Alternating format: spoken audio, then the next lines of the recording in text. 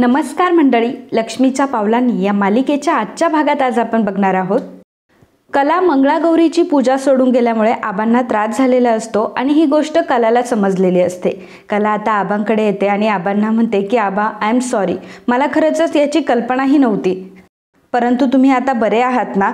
तेव्हा आबा तिला म्हणतात की हो सुनबाई, मी अगदी बरा आहे. सरोज तिला म्हणते की मग आता सॉरी बोलून काय उपयोग आहे? खरं तर कुठलीही गोष्टी ना विचाराने करायला हवी, अविचाराने कुठलीही गोष्ट केली ना मग असंच होतं, आणि तसंही तुला सांगून काय उपयोग?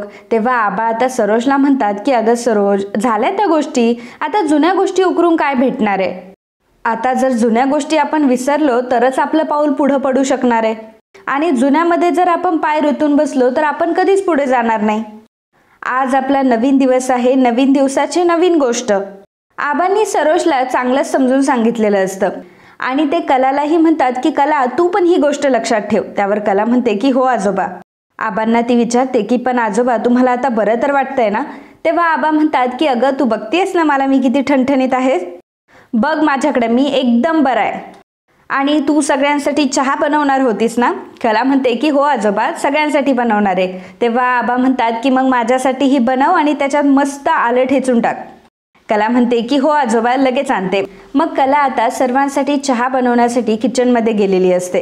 कलाचा मूड आता फ्रेश झालेला असतो, कारण तिला ज्या गोष्टीचं टेन्शन असतं की तिच्यामुळे आबांना एवढी दुखापत झाली, तिच्यामुळे आबा बेशुद्ध झाले होते, या सगळ्या गोष्टींमुळे कलाने एक प्रेशर घेतलं होतं. परंतु आबा तिच्याशी एवढे छान बोललेले असतात, तिला एवढं छान समजून सांगितलेलं असतं, त्यामुळे कलाचा मूडही आता फ्रेश झालेला असतो. कला निघून गेल्यावर आबा सरोजला म्हणत असतात की सरोज, आपण जसं मोठं होतो, आपलं वय वाढतं, त्याप्रमाणे आपल्या जबाबदाऱ्या देखील वाढत असतात. आता कालचा विषय तू कालच सोडून द्यायला हवा होता, आता ह्या गोष्टी पण मी तुला नव्याने सांगायच्या का? अगं, मोठ्यांनी नेहमी मोठ्यांसारखंच वागलं पाहिजे. तेव्हा सरोज आता उलटे उत्तर देऊन आबांना म्हणत असते की आबा, मी मोठ्यांसारखंच वागते, मी अजूनही माझी पातळी सोडलेली नाहीये, परंतु समोरचा चुकीचा वागतोय हे मात्र सगळ्यांनी बघितलंय. पण प्रॉब्लेम काय माहितीये का, की तुम्हालाच तिला नेहमी पाठीशी घालायचं असतं. मी तिची एखादी चूक सांगितली की ती कशी बरोबर आहे हे तुम्हाला दाखवून द्यायचं असतं. खरं तर मला त्या विषयावर बोलायचंच नाहीये, असं सरोज आबांना चढेतोडपणे म्हणते. रोहिणी मात्र हसत असते, कारण रोहिणीने ह्या ठिणग्या टाकून टाकून अगदी सरोजचा जाळ करून ठेवलेला असतो, आणि सरोज आता घरामध्ये फक्त रोहिणीच्या इशाऱ्यांवर नाचायला लागलेली असते. कला आता खोलीमध्ये आलेली असते आणि अद्वैतसाठी ती कॉफी घेऊन आलेली असते. आता कॉफी टेबलवर ठेवते तर रूम सगळी चकाचकच असते. ती इकडे तिकडे बघते आणि तिचं लक्ष जातं तिच्या गादीवर. तिची गादी मस्तपैकी अशी गुंडाळून ठेवलेली असते. कलाला मोठा धक्का बसतो. कला अद्वैतला विचारते की काय, माझी गादी कोणी गुंडाळून ठेवली? अद्वैत तिला अगदी शांतपणे म्हणत असतो की अगं, मी गुंडाळली. कला त्याला विचारते की का गुंडाळलीस तू? तेव्हा अद्वैत म्हणतो की अगं, मी असा विचार केला की काल मंगळागौरीच्या खेळामध्ये तू दमली असशील ना, सोबतच अगं तुझी किती दगदग झाली, म्हणून म्हटलं की माझ्याकडून तुला थोडीशी मदत करावी, आणि म्हणून मी ही गादी फोल्ड करून ठेवली. कला म्हणते की अद्वैत चांदेकर, आधीच तुझ्या या विचित्र वागण्यामुळे ना मी आधीच गोंधळले, आता तू माझी गादी गुंडाळून मला अजून गोंधळात टाकतोयस हा? अद्वैत म्हणतो की अगं, एवढं काय विशेष वागतोय मी? तेव्हा कला म्हणते की अरे, तू विशेष नाही वागत आहे, तू अतिविशेष वागतोयस. अरे, तू एक गोष्ट विसरलायस का? तू फक्त अद्वैत चांदेकर नाहीयेस, तू ग्रेट अद्वैत चांदेकर आहेस, आणि त्यातल्या त्यात तू एवढ्या सगळ्या गोष्टी माझ्यासाठी केल्या, म्हणजे मला सांग ना की एवढ्या सगळ्या गोष्टी मला एकाच दिवशी कशा काय पचणार आहेत? अद्वैत म्हणतो की नाही अगं, तसं काही नाहीये, मी चांगलं पण वागतो आणि मी कामही करतो, माझा आहे अगं स्वभाव दुसऱ्यांना मदत करण्याचा. तेव्हा कला म्हणते की हो, तुझा स्वभाव असेल, मग तू माझ्यासाठी एवढं सगळं का करतोयस? तुला काही प्रॉब्लेम आहे का? तेव्हा अद्वैत म्हणतो की नाही नाही, काही प्रॉब्लेम नाही. कला म्हणते की मग हाच नक्की प्रॉब्लेम आहे, तुझ्या मनात नक्कीच काहीतरी शिस्त आहे. बऱ्या बोलाने सांग चांदेकर, तुझ्या डोक्यात नक्की काय शिस्त आहे ते, तुझं काय प्लॅनिंग सुरू आहे ते? अद्वैत मनात म्हणत असतो की डोक्यात शिस्त आहे म्हणजे नक्की हिला काय म्हणायचंय? माणूस चांगल्या भावनेने कधी काही करूच शकत नाही. कठीण आहे बाबा ही बाई, हिच्यासाठी काहीही करा, परंतु ही मात्र वाकडच वागणार. काय करावं ह्या खऱ्याचं ना काही कळत नाही. मग तो कलाला म्हणत असतो की अगं, मी फक्त तुझी मदत केली, बाकी याच्या व्यतिरिक्त काहीच नाही, पण तू अशी शंका का घेतीयस माझ्यावर? कला म्हणते की का शंका का नको घेऊ तुझ्यावर? शंका तर मी घेणारच, कारण तू माझ्याशी असं कधीही वागत नाहीस. अद्वैत तिला म्हणतो की अगं, पण तू पण एक साधा विचार कर ना, म्हणजे मी शेवटी माणूस आहे आणि माणुसकीच्या नात्याने केली बाबा मी तुला मदत. आता मात्र कलाला शॉक बसतो की माणुसकीच्या गोष्टी करतंय कोण? द अद्वैत चांदेकर. आणि हा कसं काय माणुसकीबद्दल इतका बोलायला लागला? म्हणजे याला माणुसकी पण माहिती आहे का? तर कला अद्वैतला म्हणते की द अद्वैत चांदेकर, नक्की तुम्ही बरे आहात ना? म्हणजे कालच्या दगदगीमुळे तुमच्या डोक्यावर परिणाम नाही झालाय ना? की तुम्हाला ताप वगैरे आलाय? तेव्हा अद्वैत आता थोडा रागाने कलाकडे बघून म्हणत असतो, म्हणजे मनात म्हणत असतो, अति आगाऊपणाची ना हद्द करते ही मुलगी. म्हणजे एखाद्या माणसाने आपल्याला मदत केली आहे तर त्याला थँक्यू म्हणायचं सोडून त्याला जाब कसली विचारते ही मुलगी. मी पण इतका विचित्र ट्रॅप झालो ना की काय सांगावं. आता ह्या गोष्टीतून मला कसं बाहेर निघता येईल काय माहिती. मन तर खूप होतंय की हिलाही बोलावं, परंतु काय करणार, गप्प तर बसावं लागणार आहे. कारण जर आता मी काही बोललो तर मात्र सगळ्या गोष्टींवर पाणी फेरलं जाईल. कलाही अद्वैतला म्हणत असते की अद्वैत चांदेकर, अरे खरंच तुझ्या तोंडून हे माणुसकी वगैरे काही शोभत नाही बरं का. तुला पाणी हवंय का? 1 मिनिट, मी तुझ्यासाठी कॉफी आणली आहे, ती कॉफी पिऊन घे. आणि मग कला अद्वैतला आता कॉफी देते. तर अद्वैत मात्र काहीही रिॲक्शन देत नाही आणि कलाला एकदम शांतपणे थँक्यू असं बोलतो. तर कला आता अद्वैतकडे बघूच लागते की हा अद्वैत चांदेकर आहे की नक्की कोण आहे. म्हणजे याला मी कॉफी दिली तरी याला प्रॉब्लेम असतो, मी याच्यासाठी काही केलं तरी याला प्रॉब्लेम असतो, आणि आज पहिल्यांदा सगळ्या गोष्टी माझ्या मनासारख्या करतोय. म्हणजे मला काही बोलायलाच जागा देत नाहीये हा. अद्वैत मनात म्हणत असतो की चांगलं बोललं तरी प्रॉब्लेम, नाही जर चांगलं बोललं तरी सुद्धा प्रॉब्लेम, कितीही प्रयत्न केला तरी सुद्धा ही बाई मला फक्त आणि फक्त चिडायलाच लावते. पण अद्वैत चांदेकर, कंट्रोल कंट्रोल, तुला आता कंट्रोल करावं लागेल. आता कला विचार करू लागते की बापरे, झालं, संपलं याचं भांडण. शब्दाला शब्द याने वाढवलंच नाही. हा असाच कसा काय शांत बसला? नक्की चांदेकरला झालंय तरी काय? कला अद्वैतकडे आता शंकेनेच बघत असते की नक्की अद्वैत चांदेकर आहे की अद्वैत चांदेकरचं भूत. एवढं शांत कसं काय बसू शकतं हे? तर आता अद्वैत मनात म्हणत असतो की हिला काय माझ्यावर शंका आली आहे का? की हिला अजूनही पटत नाही की मी तिची मदत करतोय म्हणून. आता हिला विश्वास पटवून देण्यासाठी मलाच काहीतरी मोठं करायला पाहिजे. अद्वैत आणि कला दोघंही एकमेकांकडे बघून हसतात. परंतु कलाला मात्र अद्वैतचा हा स्वभाव जरा वेगळाच वाटत असतो आणि तिला आता टेन्शन आलेलं असतं की हा अद्वैत का असं वागतं माझ्याशी. मित्रांनो, जर तुम्ही व्हिडिओ बघतच असाल तर प्लीज व्हिडिओला लाईकसुद्धा करा, कारण लाईक करण्यासाठी काही वेळ नाही लागत आणि तुमचा तो लाईक आमच्यासाठी खूप महत्त्वाचा आहे. जेव्हा रात्रीच्या वेळी सर्वजण जेवायला बसलेले असतात तेव्हा कला सर्वांना जेवण वाढत असते आणि आबांना ती म्हणते की आबा, उद्या राखी पौर्णिमा आहे, जर मी माझ्या माहेरी गेले तर चालेल का? आता आबा त्यांचं उत्तर सांगण्याच्या आधी सरोज लगेचच बोलायला सुरुवात करते आणि कलाला ती म्हणते की काय ग, माहेरी जायची काय गरज आहे? भाऊ आहे का? आणि रक्षाबंधन म्हणजे भावा आणि बहिणीचा सण असतो, तुम्हाला भाऊही नाहीये. मग मी म्हणते की तुला माहेरी जाण्याची काय गरज आहे? उठसूट माहेरी जाऊ का, माहेरी जाऊ का, हेच चाललेलं असतं ग तुझं. तेव्हा कला आता सरोजला म्हणते की सरोज मॅडम, कला म्हणते की सरोज मॅडम, अहो आम्ही तिघीही बहिणी लहानपणापासून एकमेकींना राखी बांधतो. अगदी लहानपणापासून आम्ही ही प्रथा सुरू केली आहे. आम्हाला भाऊ नाही म्हणून आम्ही एकमेकींना राख्या बांधत असतो. आता ही प्रथा मोडू नये म्हणून मी तुम्हाला म्हटले की माहेरी जाऊ का म्हणून. आबा म्हणतात की अरे वा सुनबाई, खूपच चांगली संकल्पना आहे तुमची. म्हणजे रक्षाबंधन खरं तर भावा बहिणीचा सण असला तरी सुद्धा बहिणीने एकमेकींना राखी बांधायलाच हवी. जरी पोरींचं लग्न झालं तरी सुद्धा सख्या बहिणीसोबत असलेलं तिचं नातं कधीच तुटत नाही. एकदम चांगला निर्णय हा कला तुमचा, मला खूप आवडलं तुम्ही एकमेकींना राखी बांधतात. आणि हो, जाताना मिठाई वगैरे घेऊन जा, रिकाम्या हाताने जाऊ नकोस. कला म्हणते की ठीक आहे आजोबा. तर आता आबा हे अद्वैतला म्हणतात की बरं अद्वैत, उद्या तुझी बायको कला ही माहेरी चालली आहे तर तू तिला घेऊन जा माहेरी. सरोज आबांना म्हणत असते की अद्वैतला तिच्यासोबत जाण्याची काहीही गरज नाहीये, अद्वैतला बाकीचेही काम आहे आणि जर तिला तिच्या माहेरी जायचं असेल तर जाऊ देत ना आबा. आबा सरोजला म्हणतात की काय ग सरोज, प्रत्येक गोष्टीला विरोध हा झालाच पाहिजे का? अगं जर मुलीचं लग्न झालं तर ती आपल्या माणसांपासून कधी तुटत नसते, उलट ती नवीन माणसं जोडत असते आणि आपलं कुटुंब हे मोठं होतं. आता ते कलाचं जसं माहेर आहे त्याप्रमाणे ते अद्वैतचंही सासर आहे. अद्वैतचे सुद्धा त्या घराशी संबंध आहेच ना, तोही त्यांचा नातेवाईक आहे आणि मग अद्वैतला त्या घरची सवय व्हायलाच हवी. मुलगी जेव्हा घरामध्ये सून म्हणून येते तेव्हा मात्र ती सासरच्या लोकांना आपलंसं करते. तिचं घर सोडून ती आलेली असते तरी सुद्धा ती आपल्या सासरच्या माणसांना आपलंसं करते. मग जर लग्न झाल्यानंतर नवराही त्याच्या सासरच्या लोकांना आपलंसं करू शकतो. खरं तर मुलाची सुद्धा ही जबाबदारी बनते की त्याने आपल्या सासरच्या माणसांना आपलं मानावं. आबा अद्वैतला म्हणतात की अद्वैत, तू तिच्याबरोबर जाणार आहेस ना, म्हणजे तुला दुसरी काही कामं तर नाही ना? अद्वैत म्हणतो की हो आबा, जाईल मी, मला काही प्रॉब्लेम नाही, मी माझे सगळे कामं आवरून जाईल तिच्यासोबत. आता हे ऐकल्यावर कलाला मोठा धक्का बसतो की अद्वैत चांदेकर चक्क मला माझ्या माहेरी सोडवायला येणार आहे. त्यामुळे कला जरा शॉकमध्ये असते. तर सरोजला मात्र खूप राग आलेला असतो की अद्वैत तिला सोडायला तिच्या माहेरी जाणार. कलाला खूप आनंद झालेला असतो कारण ती आता तिच्या माहेरी जाणार असते. आणि मग ती नयनाला विचारते की काय ग नयनाताई, तू पण येणार आहेस ना उद्या माझ्यासोबत? तेव्हा नयना म्हणते की हे बघ कला, प्लीज मला ह्यामध्ये ओढू नकोस. कला म्हणते की का ग ताई, काय झालंय? तेव्हा नयना म्हणते की काय आहे ना कला, मी काय तुझ्यासारखी रिकामी नाहीये, मला आयुष्यात करण्यासारख्या खूप गोष्टी आहेत. आणि हे रक्षाबंधन वगैरे तू म्हणतेस ना, तर पूर्वी ते टाइमपास म्हणून ठीक होतं, परंतु आता ह्या सगळ्या गोष्टी करण्यामध्ये मला अजिबातही इंटरेस्ट नाहीये.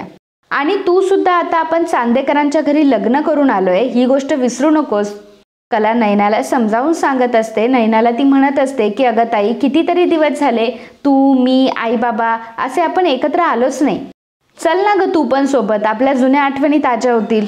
नयना मात्र ऐकून घेत नसते. नयना तिच्याच मनाचं सांगत असते आणि कलाला ती म्हणते की कला, तुला एकदा सांगून ऐकायला येत नाही का ग? अगं प्रत्येक माणसाचा एक चॉईस असतो, मला नाही जायचंय घरी, मला का तू फोर्स करते एवढा? सगळ्यांवर सगळ्या गोष्टी का लादत असतेस तू? आता म्हणजे तुझंच बघ, तुला हे देवधर्म, सण आचार हे सगळं करण्यात खूप इंटरेस्ट आहे. आता जर तुला ह्या सगळ्या गोष्टी आवडतात तर तू कर, मग मी तुला कधी अडवते का ह्या गोष्टी करण्यापासून? मी तुझ्यावर कधी जबरदस्ती करते का की कला तू हे कर, कला तू ते कर? मग तू सुद्धा दुसऱ्यावर जबरदस्ती नाही करू शकत अशी. कला नयनाला समजावून सांगत असते. नयनाला ती म्हणत असते की अगं आई काल म्हणत होती की जेव्हापासून तुझं लग्न झालं तेव्हापासून तू घरी आलेलीच नाहीये. अगं या निमित्ताने घरी येणं होईल आणि तुझ्यामध्येही थोडासा चेंज होईल, तुझ्या ह्या परिस्थितीमध्ये तुलाही बरं वाटेल. नयना म्हणते की कला, तुला एकदा सांगितलं ना मी स्पष्टपणे, का मला पुन्हा पुन्हा तेच विचारतीये? मला सांग, तुला स्पष्टपणेच ऐकायचं ना मी काय बोलते ते, मग ऐक. हे बघ, मला त्या घरामध्ये परत जाण्याची अजिबातही इच्छा नाहीये. मला ते खरंच खूप लो स्टँडर्ड वाटतं आणि त्या घरामध्ये राहण्याची सवय आता माझी पूर्णपणे तुटली आहे. आणि जर मम्मा आणि बाबांना भेटण्याचं म्हणत असेल तर ते जेव्हा आपल्याकडे येतात तेव्हा मी त्यांना भेटतेच. आणि तसंही आता तिकडे जाऊन असं काय होणार आहे? आणि एक महत्त्वाची गोष्ट म्हणजे मी आता फक्त स्वतःला चांदेकर आणि चांदेकरच समजते. मी आता खरे नाही राहिली आहे आणि मला माझ्या सासरच्यांचा प्रचंड अभिमान आहे. त्यामुळे उठसूट माहेर माहेर करत आणि उगाचच फालतूचा ड्रामा क्रिएट करण्यात मला अजिबातही इंटरेस्ट नाही आहे. त्यापेक्षा मला प्रॅक्टिकली विचार करायला जास्त आवडतं कला. मम्माने जर विचारलं तर असं सांग की ती प्रेग्नंट आहे, तिला मध्येच त्रास होत असतो आणि पावसाळ्याचे दिवस आहे म्हणून मी नाही येऊ शकले तिकडे. एकतर आपल्या घरातल्या अंगणाला एकही फरशी नाहीये आणि जर पाय घसरून मी तिथेच पडले तर मला केवढ्यात पडणार आहे ते? तुला माहिती आहे की आपल्या घरी कुठलीही फॅसिलिटी नाहीये. तर सर्वजण आता नयनाकडे बघत असतात आणि नयनाचे तेवर बघून सगळ्यांनाच खूप राग येत असतो. रोहिणी मात्र हसत असते कारण रोहिणीला तिचं फक्त एंटरटेनमेंट करून घ्यायचं असतं. कला रोहिणीला म्हणत असते की अगं असं का म्हणतेस? अगं आई बाबा किती खुश होतील तू जर तिकडे आली तर. अगं ते किती काळजी घेतील आपली तिथं गेल्यावर, आणि आपल्या तिघींमध्ये तूच मोठी आहेस की नाही. अगं ज्या घरात तुझा जन्म झालाय, ज्या घरामध्ये तू लहानची मोठी झालीये, ती वास्तू सुद्धा आपल्याला कधी परकी नसते. अगं ती वास्तू सुद्धा आपली आठवण काढत असते. आणि मला मान्य आहे की तिथे सुख सोयी नाहीये, परंतु ते तर आपलं घर आहे ना. आणि अगं ताई, कुठलीही बाई तिच्या जीवापेक्षा तिच्या बाळाची जास्त काळजी घेईल ना. जेव्हा नयनाला चांगले सांगत असते परंतु नयना मात्र कुठल्याही गोष्टी समजून घेत नसते आणि कलाला ती म्हणते की कला, तुला तत्वज्ञान द्यायचंच असतं का? एकदा सांगून तुला गोष्टी समजतच नाही का? अगदी माझ्या चांगल्या मूडची ना वाट लावून ठेवतेस तू. असं म्हणून नयना ही कलावर खूप ओरडते आणि तसंच जेवणाचं ताट टाकून तिथून निघून जाते. नयना ही जेवण न करताच तिथून निघून गेल्यामुळे कलालाही वाईट वाटत असतं. आता रोहिणी हळूच राहुलला म्हणत असते की राहुल, अरे हाच चान्स आहे, तू एक काम कर, तू आता लगेच नयनाच्या पाठीमागे जा आणि कोणालाही कळता कामा नये की तू नाटक करतोय. मग राहुल आबांना म्हणतो की आबा, नयना खूप चिडली आहे, मी जरा तिला बघून आलो. असं म्हणून आता राहुल तिथून निघून जातो. कलाला मात्र फार वाईट वाटत असतं की नयनाताई जेवणावरून उठून गेली आणि नयनाताई आपल्यासोबत येत नाहीये. परंतु आबा मात्र कलाला म्हणतात की कला, तुला जायचंय ना माहेरी, तू जा, मग जाऊ देत. नयनाला नसेल यायचं तर नको येऊ देत. आणि अद्वैत, तू सुद्धा कलाला घेऊन जा. अद्वैतला ते सांगतात की तू व्यवस्थितपणे सुनबाईला तिच्या घरी सोडू नये आणि जर कलाला तिच्या घरी जास्त वेळ थांबावंसं वाटलं तर तिला थांबू देत, तेवढंच तिला माहेर पण, असं आबा अद्वैतला म्हणतात. अद्वैत म्हणतो की ठीक आहे आबा, आता इकडे नैना ही चिडचिड करत रूममध्ये आलेली असते आणि मोबाईल तिचा जोराचा फेकून देते आणि म्हणते की काय काय समजते काय ही कला स्वतःला? हिला तर नुसता शहाणपणा करायचा असतो, सतत मला काहीतरी बोलायचं असतं, काहीतरी समजून सांगायचं असतं. नैना खूप रागराग करत असते. त्याचवेळी राहुल तिथे येतो आणि नैनाला म्हणतो की नैना, अगं तू अशी ताडताड करून चालत नको येत जाऊस ग, तुला त्रास होईल. नैना म्हणते की राहुल, अरे चिडू नको तर काय करू रे मी? तू बघितलं ना, सतत सतत ती कला मला काही ना काहीतरी शिकवत असते. सगळ्यांना तीच बरोबर वाटते. आता मी तिच्यापेक्षा मोठी आहे तर मला मोठेपणाचा मानही द्यायला हवा ना, परंतु नाही, हिला मात्र मलाच अक्कल शिकवायची असते. राहुल नैनाला म्हणतो की अगं मला ती कला ना आधीपासूनच आवडत नाही आणि मम्माला सुद्धा तूच बरोबर वाटतेस. तेव्हा नैना म्हणते की अरे पण आबांचं काय, आपल्या घरात शेवटचा शब्द हा आबांचाच असतो ना, आणि त्यांनी जर काही ठरवलं तर तो शब्द म्हणजे शेवटचा शब्द आणि ते करणारच. आणि आबांचं तर ठरलेलं आहे की जे कला बोलेल तेच घरात होणार. मग कला अगदी काहीही बोलू देत, परंतु कलाच्याच मनासारखं करायचं. राहुल हा नैनाला म्हणत असतो की नैना, खरंच कधी कधी मला खूप मोठा प्रश्न पडतो की ती कला खरंच तुझी बहीण आहे? म्हणजे बघ ना, तू किती साधी सरळ सोज्वळ आहेस, परंतु ती मात्र कम्प्लिटली अपोजिट. ती किती अतिशहाणी आहे, आतल्या गाठीची आहे. म्हणजे तिला जर समोरच्यानी कोणी बघितलं तर त्या समोरच्या व्यक्तीला असं वाटेल की ही किती साधी आणि सरळ आहे, जगभराचा अन्याय त्याच व्यक्तीवर होतोय. पण नैना, अगं तू स्वतःला सांभाळ आणि अशा छोट्या गोष्टींचा तू त्रास करून घेऊ नकोस. नैना म्हणते की अरे राहुल, हाच तर प्रॉब्लेम आहे. लहानपणापासून ती माझ्याशी असंच तर वागत आली आहे. प्रत्येक वेळी ती मम्माला आणि बाबांना हेच प्रूव्ह करत आली आहे की ती कशी मोठी आहे आणि मी कशी लहान. मला कशा सगळ्या गोष्टी समजतात आणि नैना त्याला काहीच समजत नाही. मला असं वाटायचं की निदान लग्न झाल्यानंतर तरी तिच्यापासून माझी सुटका होईल, पण नाही, लग्नानंतर सुद्धा ती येऊन माझ्याच डोक्यावर बसली आहे. राहुल तिला म्हणतो की हे बघ नैना, जाऊ देत, तिला जे करायचं असेल ते करू देत. हे बघ, मला माहिती आहे की तूच खरी आहेस आणि तू एक काम कर, तू तिला तिची जागा दाखवून दे. म्हणजे ना, निदान तुझ्या मनाला तरी वाईट नाही वाटणार. आणि समोरच्याला ना बोलून दाखवायचं, जे काही आपल्या मनात आहे ना ते बोलून दाखवायचं असतं. म्हणजे तुला नाही त्रास होणार त्या सगळ्या गोष्टींचा आणि समोरचा व्यक्ती सुद्धा बरोबर वठणीवर येतो. आणि तसंही तू पण काही कमी नाहीयेस. तेव्हा नैना राहुलकडे बघते आणि राहुलला विचारते की मी पण कमी नाहीये म्हणजे काय म्हणायचं तुला? राहुल म्हणतो की अगं म्हणजे मला असं म्हणायचंय की इथे सगळे मुद्दे तुझे बरोबर असतात आणि या घरामध्ये फक्त तूच तिला चांगली ओळखते. त्यामुळे जर वेळ आली ना तर तू तिला भिड.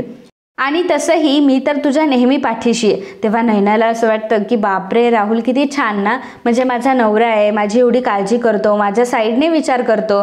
आणि मग राहुलचा हात हातात घेऊन ती राहुलला थँक्यू म्हणते.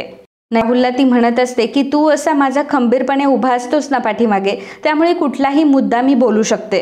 तू माझ्या पाठीशी असल्यावर मला कसलीही चिंता नाही. त्यासाठी खरंच thank you and I love you. तेव्हा राहुल म्हणतो की आय लव्ह यू टू, आणि माझ्यासाठी तू आणि आपलं बाळ सगळ्यात महत्त्वाचं आहे.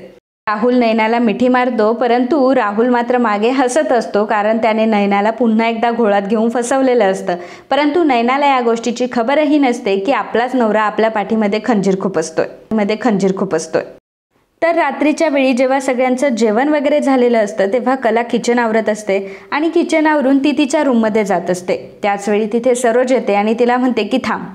सरोज तिला म्हणते की लोकांना तुझं कितीही कौतुक असू दे किंवा तुला जाण्याची परमिशन दिलेली असू दे, पण मला मात्र ही गोष्ट अजिबात मान्य नाही आहे. कला म्हणते की अहो सरोज मॅडम, परंतु आबांनी मला परमिशन दिली आहे. तेव्हा सरोज म्हणते की आबांनी परमिशन दिली आहे हे मला तोंडवर करून सांगू नकोस तू. तुझ्यामुळे त्यांना किती त्रास झाला होता ना, ही गोष्ट नेहमी लक्षात ठेव. आणि त्याची माफी मागितलीस ना तू सकाळी त्यांच्याकडे, मग तू उद्या माहेरी जाणार नाहीयेस. कला म्हणते की हे बघा, आजोबांना त्रास झाला तो व्हायला नको होता आणि मला खरंच त्याबद्दल खूप वाईट वाटतंय, पण चूक मात्र आपल्या सगळ्यांचीच होती. त्यामुळे मॅडम प्लीज असं करू नका. तेव्हा सरोज म्हणते की नाही, असंच आहे. सरोज म्हणते की हो ना, मला माहिती आहे माझ्या शब्दाला काहीच किंमत नाही आहे, कारण मी काहीही बोलले तरी आबा मला फटकारणारच आहेत.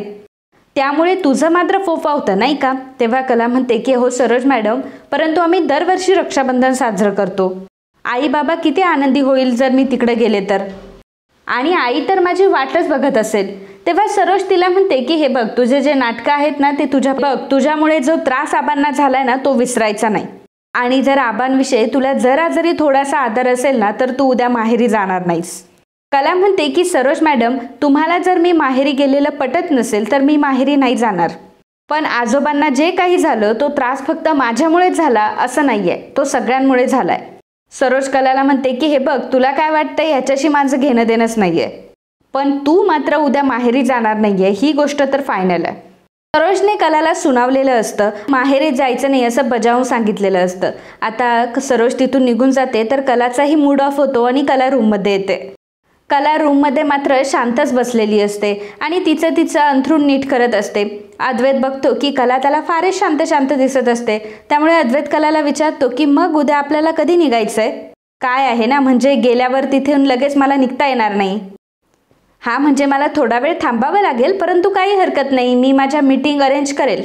फक्त मला एवढं सांग की सकाळी जायचंय की संध्याकाळी जायचंय, एवढं कळलं तर बरं होईल. कला मात्र फार रागामध्ये असते. तेव्हा अद्वैत आता कंट्रोल करून कलाला विचारतो की काय झालं खरे, तुला काही कसलं टेन्शन आहे का? नाही नाही, तू बिंदास जा तुझ्या माहेरी, आणि हे बघ, माझ्या कामाचं मी ॲडजस्ट करेल बरोबर. मला फक्त एवढंच सांग की आपल्याला सकाळी जायचंय की संध्याकाळी जायचंय. कला अद्वैतला म्हणते की मी ना जाणारच नाहीये उद्या. तर अद्वैत म्हणतो की जाणार नाहीये म्हणजे का नाही जाणार तू? कला म्हणते मला खरं तर ना तुझ्या घरच्यांचं वागणंच कळत नाही. एक मारल्यासारखं करतो तर दुसरा रडल्यासारखं करतो. अद्वैत तिला शांतपणे विचारतो की नक्की काय बोलतेस तू, तुला काय म्हणायचंय? तेव्हा कला म्हणते की जाऊ देत ना, झोप तू. कला आता झोपून घेते. अद्वैत कलाला म्हणतो की अगं पण तू झोपल्यावर मला कळणार कसं, मला कारण तर कळलंच पाहिजे ना. कला पुन्हा उठते आणि अद्वैतला म्हणते की अद्वैत तू माझ्याशी असं का वागतोय, मला सांग नक्की प्रॉब्लेम काय आहे तुझा. बघ, मी आता थट्टा आणि मस्करीच्या मूडमध्ये अजिबात नाहीये हा. आणि तुझं जे हे बदललेलं वागणं आहे ना, ते फक्त नवीन नाहीये माझ्यासाठी, विचित्र सुद्धा आहे. याआधी तू माझ्याशी कधी एवढा चांगला वागलायस का, जरा विचार कर एकदा. आणि तू काय एवढा उत्सुक आहेस माझ्या घरी जायला? तेव्हा अद्वैत आता विचार करतो की बापरे, हिला खरं काय आहे ते कळलं की काय. आणि मग कलाला तो शांतपणे म्हणत असतो की नक्की काय प्रॉब्लेम आहे ग तुझा, म्हणजे मी जर चांगलं वागलो तर ते तुला पटत नाही, ते तुला आवडत नाही, आणि मी जर वाईट वागलो तेही तुला पटत नाही. आणि हसूनच तो कलाला विचारतो की मग मी वागायचं तरी कसं? कला अद्वैतला म्हणते की मला सुद्धा ना या घरात कसं वागायचं ना तेच कळत नाही. आता कला ही सरोजबद्दल बोलत असते कारण तिला सरोजचा राग आलेला असतो आणि सरोजचा राग ती अद्वैतवर काढत असते. अद्वैतला ती गुड नाईट म्हणते आणि झोपून घेते. अद्वैत मनात म्हणत असतो की बापरे, किती अशक्य आणि अनप्रेडिक्टेबल बाई आहे ही. आता तर फक्त मी आबांमुळे गप्प आहे, परंतु तर मी तिला चांगलंच दाखवलं असतं. हिने आबांना स्वतः विचारलं, स्वतः आबांकडे परमिशन मागितली आणि आबांनी सुद्धा तिला परमिशन दिली, तर आता हिला का जायचं नाहीये मग? मला विचित्र म्हणते, परंतु खरी विचित्र मात्र तर हीच आहे ना. अद्वैत विचार करत असतो की काय करतोय मी, माझं मलाच कळत नाहीये. म्हणजे मी चांगलं वागतोय या गोष्टीचं प्रॅक्टिकल दाखवण्याची मला संधी होती. नाही, पण मला संधी मिळाली म्हटल्यावर ही खरे माझ्या संधीच्या वाटेमध्ये तर उभीच राहणार ना. नाही, उद्या मला असं काहीतरी करायला पाहिजे की ह्या खरेला कळलंच पाहिजे की मी खरंच स्वतःमध्ये काहीतरी बदल घडवलाय. काय करू मी असं की खरेला पटेल की मी खरंच बदललोय म्हणून. आणि त्याचवेळी अद्वैतला एक आयडिया सुचते आणि मग तो विचार करतो की नाही, ही बेस्ट आयडिया आणि उद्या मी हेच करणार आहे. आता अद्वैतची ही आयडिया नक्की काय आहे हे आपल्याला उद्याच्या भागातच कळेल. तर मित्रांनो, आजचा हा भाग इथेच संपतो आणि उद्याच्या भागात आपल्याला बघायला मिळणार आहे. आपल्या सगळ्यांना कला म्हणते की चला सगळेजण जेवून घेऊयात, मी पानं वाढली आहेत. आता सर्वजण जेवायला उठलेले असतात. त्याचवेळी अद्वैत दारात आलेला असतो. अद्वैतच्या सोबत संगीता आणि काजल देखील आलेली असते. त्यांना तिथे बघून कला खूपच आनंदी होते. कला संगीताला विचारते की काय ग, तुम्ही कसे काय आला तिथे? तेव्हा संगीता सांगते की अगं जावई बापू आम्हाला घ्यायला आले होते. सरोजला मात्र खूप राग आलेला असतो. तर अद्वैत आता सगळ्यांना सांगत असतो, विशेषतः आबांना सांगत असतो की काल जेव्हा मी हिच्याशी बोलत होतो तेव्हा मला कळलं की हिला तिच्या माहेरी जाण्याची खूप इच्छा आहे, पण नंतर ती मला म्हणाली की काहीतरी कारणामुळे ते कॅन्सल झालंय. आता एक नवरा म्हणून ही माझीच जबाबदारी आहे की माझ्या बायकोचं आणि तिच्या माहेरच्यांचं बोलणं झालं पाहिजे, भेटणं झालं पाहिजे. नवरा ह्या जबाबदारीने आणि नवरा या नात्याने मी लगेचच तिच्या घरच्यांना आणायला गेलो. कलाला मात्र खूप आनंद झालेला असतो. कला खूपच खुश झालेली असते की चक्क अद्वैतने एवढं सगळं केलं आणि आज अद्वैतमुळे मला माझी रक्षाबंधन साजरी करता येणार. त्यामुळे कला ही खूपच खुश असते आणि मग ती अद्वैतला थँक्यू म्हणण्यासाठी जाते. जेव्हा अद्वैत पाणी पित असतो, कला अद्वैतला म्हणते की आईला आणि गुंड्याला तू इथे घेऊन आलास आणि मध्य गाठलास त्यासाठी खरंच थँक्यू. आता कलाने हात मिळवलेला असतो, अद्वैतनेही तिच्यासोबत हात मिळवलेला असतो. कला विचार करत असते की अद्वैत चांगलं करतोय की वाईट करतोय हे मला नाही माहिती, परंतु जे काही करतोय ना ते मात्र मला आवडतंय आणि तो चांगलं करतोय. मित्रांनो, आजच्या या भागाबद्दल तुमचं काय मत आहे आम्हाला नक्कीच कळवा. And if you like my video please do subscribe, share and comment. Thank you.